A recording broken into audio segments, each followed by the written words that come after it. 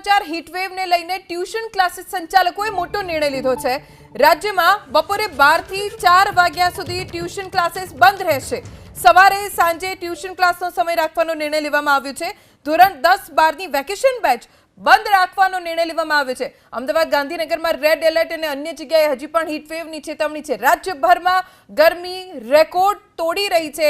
એવામાં tuition classes સંચાલકોએ આ સરાહનીય નિર્ણય લીધો છે અને બપોરે 12 થી 4 વાગ્યા સુધી રાજ્યભરમાં ટ્યુશન ક્લાસીસ બંધ રાખવાનો નિર્ણય લેવાયો છે। સવારે અને સાંજના સમયે ટ્યુશન ક્લાસનો સમય રાખવાનો નિર્ણય લેવામાં આવ્યો છે। ધોરણ 10 અને 12ની વેકેશન બેચ પણ બંધ રાખવાનો નિર્ણય ટ્યુશન ક્લાસીસ સંચાલકોએ લીધો છે।